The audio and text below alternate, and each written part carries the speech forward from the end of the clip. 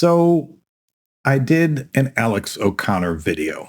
If you saw this video that I did responding to Alex O'Connor about a week or two ago, you saw that I had a bit of fun reacting to his recent shift. This idea that he now finds Christianity more plausibly true than he did when he was a younger, perhaps scrappier polemicist. And in that video, I hammered away on the word plausible.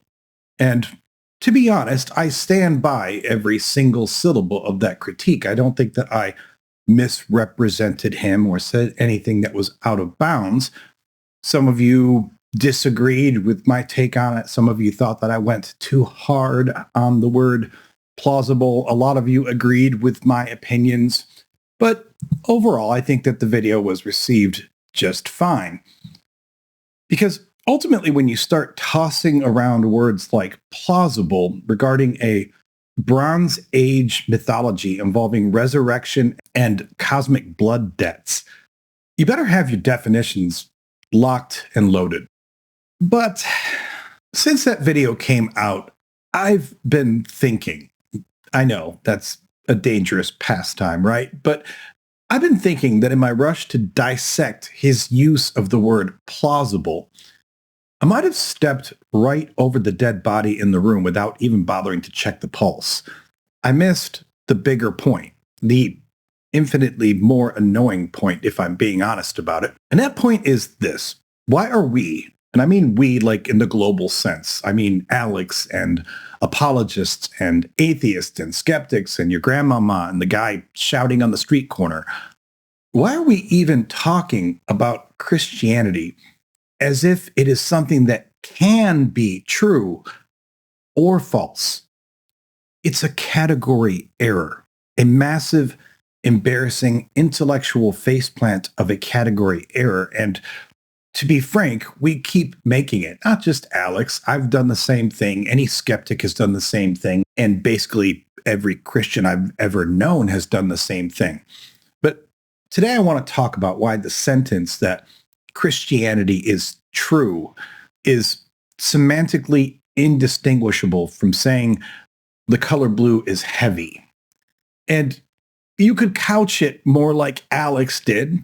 You could say that the color blue is more plausibly heavy, but it's still not just wrong, it's gibberish. We're going to get into why treating religion as a Boolean variable, a simple 1 or a 0, is actually borderline dangerous. We're going to look at why your opinion on capitalism, yes, capitalism, stick with me, proves that theology, or the way that we talk about theology, is often broken.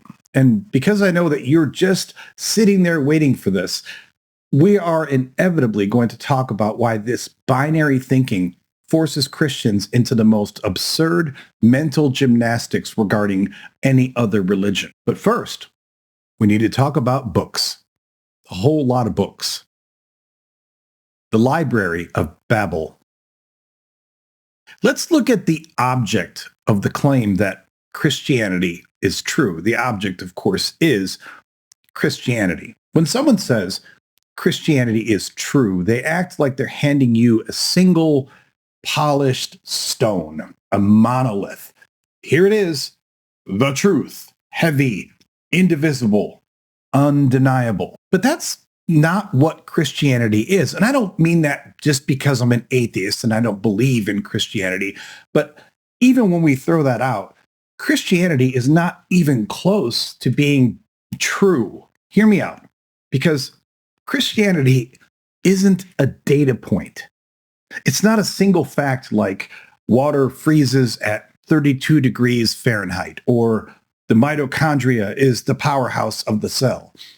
See, Christianity is essentially a library. And before the Christians go nuts on this and say, no, that's just the recording of our faith. But let's be honest, everything that feeds your faith, everything that is the basis for your faith is recorded in that book. And that book, which is a library of many books, right? It's really messy. It's a disorganized library where half the pages are stuck together and the librarian has been dead for like 2,000 years. We're talking about a theological construct built on, what is it, like 750,000 words, give or take, written between 3,500 and 2,000 years ago. And who wrote them? Do we know? No, we don't. We have traditional names that are assigned to them, names like Matthew, Mark, Luke, John, Paul, Moses, Joshua, Daniel. But any scholar worth their salt will tell you that those are just labels that we slapped on the spine long after the ink was dry. So we have an unknown number of authors spread across centuries, even millennia, writing in different languages spanning 66 books, or 73 if you're Catholic, or 81 if you're Ethiopian Orthodox. See, even the definition of the container of this so-called truth is up for debate. But let's look inside the container. What's in there? Is it a list of facts? No, of course not. It's a fluid, chaotic mixture. You have purported historical chronicles, some of which claim to track the lineage of kings, while others claim that the sun stood still in the sky. You have legal codes, pages and pages of what you can eat, who you can screw, and how to treat your slaves. You have poetry. You have apocalyptic fever dreams. You have letters written by Paul to specific churches complaining about specific people. You have 4 different versions of what is essentially a sort of kind of biography. And yet people want to wrap this entire chaotic, sprawling, contradictory mess in a nice, neat bundle, tie a bow on it, and label it as true. But what does that even mean? Really? Like, how does that mean true? Think about the mechanics of that statement. If I hand you a library card and I say, the Library of Congress is true, you'd probably look at me like I was having a stroke. Does it mean that every book in the library is nonfiction? Does it mean that the architecture of the building is morally correct? Does it mean that the Dewey Decimal System is the one true path to salvation? You see, it's a nonsense statement. And yet, Alex O'Connor, and to be fair, millions of other people, myself included at times, nod along when they hear it.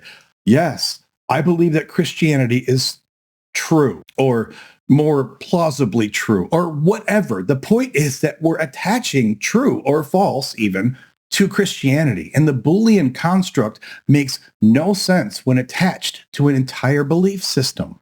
Now, I know what the counter argument is.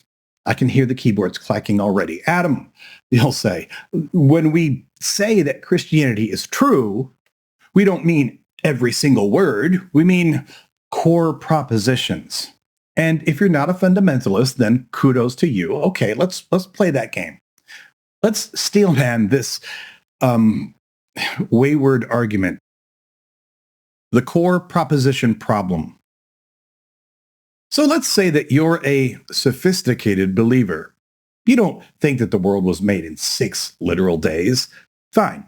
You say Christianity is true because the core tenets are true. Fine. So what are they? Let's list the ones that ostensibly every Christian agrees on. Well, we have number 1. I would say the first tenet is that there is a single monotheistic God, the Yahweh, even though most of you don't use that name, but the Yahweh of the Old Testament, who got a PR makeover for the New Testament. The second core tenet, I believe, would be that God, Yahweh, sent his son, Jesus, who was also God, don't think too hard about the math, to earth to be executed for our salvation. Okay, that's 2 core tenets. Number 3 is, wait, what's number 3? What's the third core tenet? Wait, is there a third core tenet? Are there any others? Seriously, are there any other universal truths that we can assure are held by every person who claims the label of Christian? Now, I know some of you might be yelling Nicene Creed. There are more details in the Nicene Creed, but keep in mind that Baptists don't officially affirm the Nicene Creed. Do you think a Baptist is a Christian? So once you get beyond the simple idea that you have God, you have Jesus, they're talked about in the Bible, Jesus is the Son, he was crucified for our sins. I mean, you start running out of core tenets very quickly, at least the ones that nearly every Christian can agree on. Because as soon as you step past those first two, the truth really starts splintering and fracturing. So if you say that Christianity is true, are you asserting that the Bible is inerrant? Well, if you're a fundamentalist, of course, you would say yes. You have to. And for the fundamentalists, the statement Christianity is true is a claim that every single word, every goddamn genealogy, every miracle, every line of Levitical law is a literal description of reality. But that's a dangerous game now, isn't it? We've seen this all over the interwebs with former fundamentalists who've lost their faith, like Rhett and Link. Because if you tie your truth to the literal word, then one single error, one contradiction, one historical impossibility topples the whole house of cards. If rabbits don't chew the cud, and spoiler alert, they don't, despite what Leviticus says, then the Bible contains an error. And if it contains an error, it is not perfectly true. And if it's not perfectly true, and if that's what your faith depends on, then the statement that Christianity is true is a false statement. That's just how Boolean logic works. If we connect a series of Boolean conditions in a set, if we connect them all with and conditions, this is true, and this is true, and this is true, on and on and on and on. If any one of those is false, then the entire conclusion of that set is false. That's not my opinion. That's logic. That's math. It's programming. It's not that hard to figure out. So you see how brittle that can be. So to be frank, most modern Christians don't hang their hat on that. They pivot. They go, well, no, it's not literal truth. It's historical truth. Okay. Which parts? Are you claiming that every quasi-historical account is factual? Did the Exodus happen exactly as it was written? Because archaeology has a few bones to pick with you on that one. Did the walls of Jericho fall? Did the census of Quirinius happen? I mean, there are so many problematic historical details in the Bible that you really have to take a serious leap of faith to assume that every historical detail in the Bible is literally true. And if you say Christianity is true, you're implicitly vouching for the history that's contained within the package. But the moment that you admit, well, maybe the Exodus is a metaphor, or maybe there wasn't a literal Adam and Eve, you're admitting that part of the package is factually false. So now you have a true religion that's containing false history. Do you see the headache that this causes? You're trying to apply a binary label to a spectrum of reliability. But wait, there's more, because usually when people say a religion is true, let's be honest, they're not really usually talking about history. They're talking about wisdom. The Bible contains the ultimate truth of how to live. Okay. Does it? If the wisdom of the Bible is absolutely true, how do we square that with the fact that the Bible argues with itself? The wisdom of an eye for an eye is explicitly refuted by the wisdom of turn the other cheek. The wisdom of judging not is refuted by the wisdom of expelling the immoral brother. And the whole wisdom of genociding your enemies or enslaving people because God has explicit rules for it, well, that may not actually be refuted in the Bible. It's just refuted in the way that any decent person lives. If I say this book is true and the book contains two sentences that contradict each other, I'm lying. It's logically impossible for a contradiction to be True. And this brings us to the most dangerous, potentially conflict-inducing part of this whole Boolean thinking. The part that usually gets glossed over in these polite debates with people like Alex O'Connor. If you flip the switch to true, or even more plausibly true for Christianity, what happens to everyone else? How would you like to be one of my advisors? I'm using Skepticus's memberships as a way to allow you to have a voice in the content and the direction of this channel. I hope to see you in the membership pool, and I want to hear your voice in what Skepticus is doing going forward. The zero-sum game. So this is where the rubber really meets the road. If Christianity is true, with a capital T, the truth, does it follow then that Hinduism is false? The capital F? I mean, logically, if you're claiming exclusive truth, then yes. You have to look at Hinduism, which, by the way, is a tradition as old and as complex and as rich as Christianity, and you have to stamp it false. But think about what you're actually doing there if you attempt that. Are you claiming that every single scrap of wisdom in the Vedas is also false? Are you claiming that every moral instruction in the Bhagavad Gita is a lie? So here's the trap. Hinduism and Christianity actually share a lot of DNA when it comes to basic morality. In fact, for that matter, almost all religions do. Stuff like don't kill people, don't steal from people, be good to your neighbor. I mean, that's not exclusive to Christianity. That's any religion that doesn't want to be confrontational and homicidal. So if Hinduism is false, are those moral commands false as well? Well, of course not. So now you're in a position where you have to say, well, Hinduism is mostly false, but accidentally true in the parts where it agrees with Jesus. And how patronizing is that? And I know what the Christians will say. Well, they'll say, well, maybe they have all these good moral ideas in the Hindu holy text, but their gods are false. But if the only thing that you're saying when you say that Christianity is more plausibly true is that Yahweh might be real and Jesus might be real, and you're not actually encompassing the rest of the religion, then you're not really claiming much when you say that Christianity is true.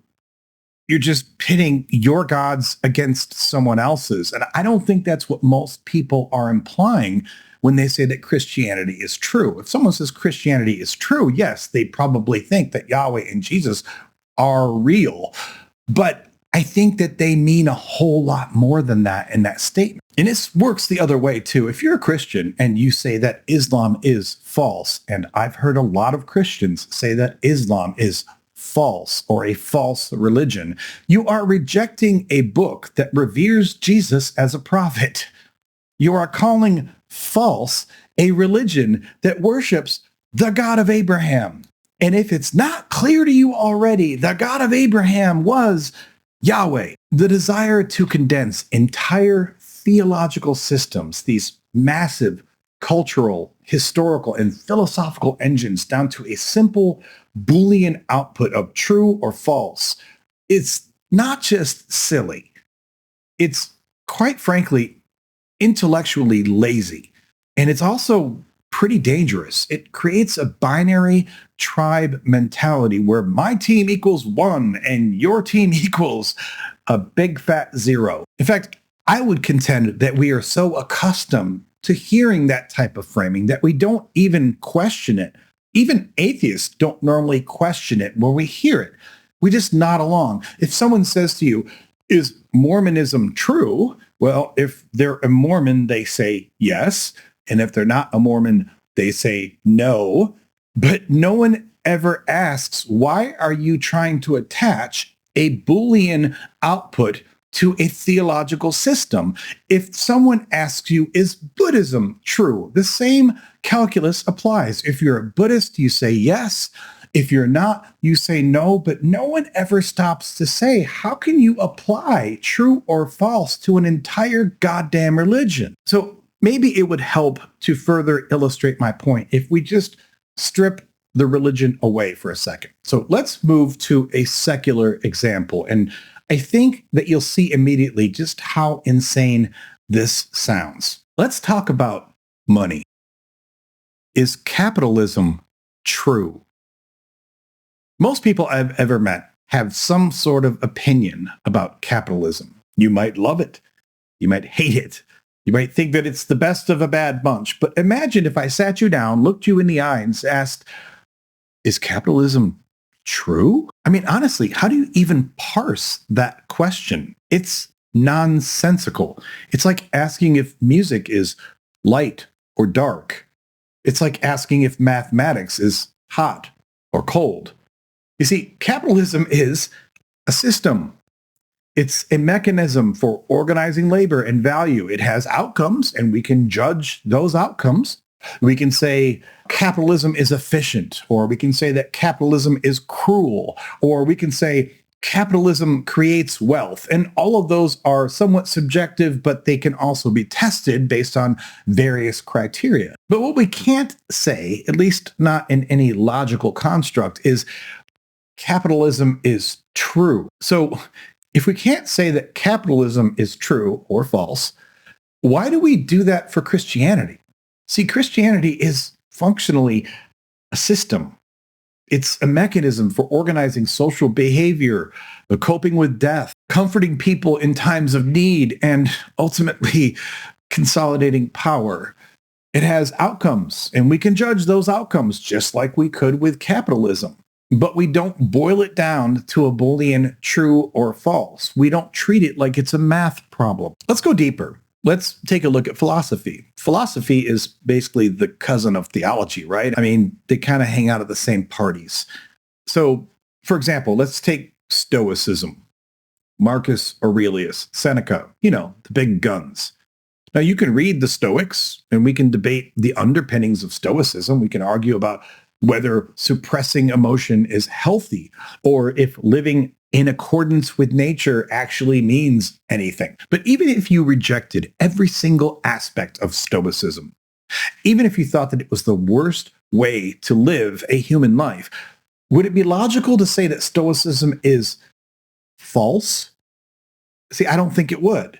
Philosophies, like theologies, can be valuable or useless. They can be coherent or contradictory. They can be comforting or terrifying. But can they be true or false? You see, when you call a philosophy false, you aren't making a truth claim. You're making a value judgment. What you're really saying is that I don't like this.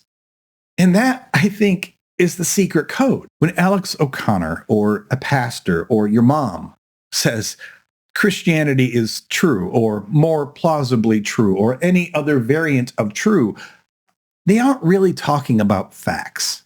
They aren't talking about history. They aren't talking about science, geology, or biology.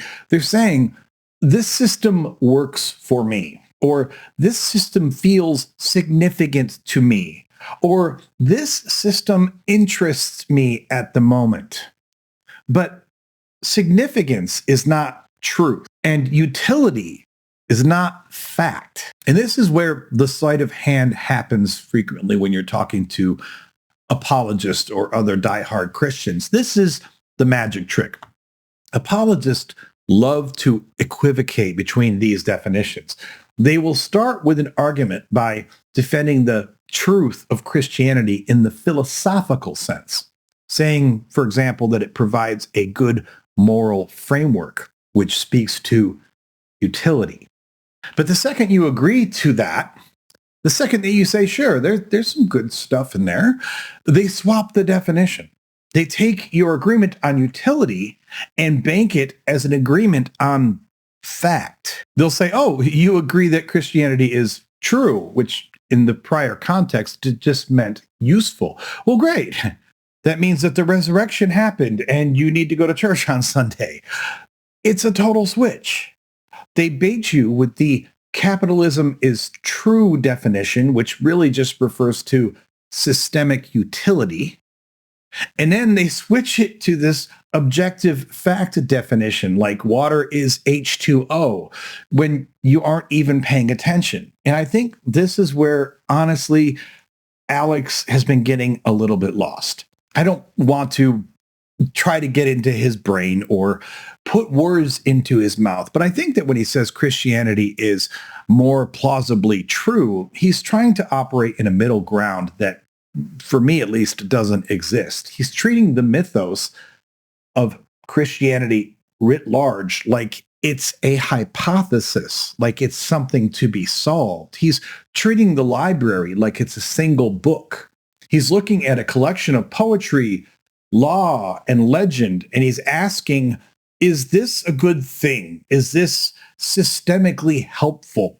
Is there something interesting and unique about this? But that's different than asking about factual truth. And quite frankly, we shouldn't be getting too bogged down in factual truth anyway, because the real question here, the one that I think speaks to what most people are trying to say when they say that Christianity is true or false, is more pertinently, what is Christianity actually trying to do? What is it achieving? What role is it playing in people's lives? What role is it playing in our society? What role has it played throughout history? These are all, in my humble opinion, deeply important questions, but I think that they are woefully inadequately answered by trying to distill it down to Christianity is true or Christianity is false. So I would argue that we need to stop letting them, and them could be anyone. It could be Christians. It could be agnostic atheists who are starting to warm up to Christianity. It could be anyone who is trying to frame Christianity in this sparkling light. But we need to stop letting them frame the debate this way. The next time someone asks you if you think that Christianity is true or false, don't answer them. Ask them if they think that capitalism is true.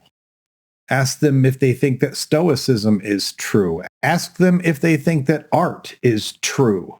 Force them to define their terms and watch how quickly the absolute truth of the gospel dissolves into more of a puddle of, well, metaphorically speaking, because that's usually where the game is played, in the ambiguity, in the refusal to define what true actually means. They want to stamp Christianity with true, even if it's just more plausibly true. But ultimately, that misses the whole point, because there's really no definition in this context of what true even means. You see, Christianity is not true. And to be fair, Christianity is not false. The truth is that Christianity is a much bigger mess, even if you're on the cheerleading side of it, than anything that allows you to label it as true or false. It's not nearly that neat and tidy, and we need to treat it accordingly. Thank you for being here on another episode of Cynical Sermons. I hope that you've enjoyed my endless navel-gazing at the definition of terms like plausible and true. Maybe I'm going off the deep end. Maybe I've been spending too much time making videos. I don't know. You can let me know in the comments. Please like, please subscribe. For all of my members, you guys are awesome. Everyone else sucks. No, that's not true. Everyone else doesn't suck. But you guys, the members, you're incredible. If Yahweh or Jeebus or anyone else would like to chime in right now and let me know that Christianity is in fact true, this is your shot, big guy. Yeah, I didn't think so. Thank you for being here. I hope to see you on many future videos. Hell, check out all the back catalog of videos too. But until I see you again, lo, I say unto you, stay skeptical.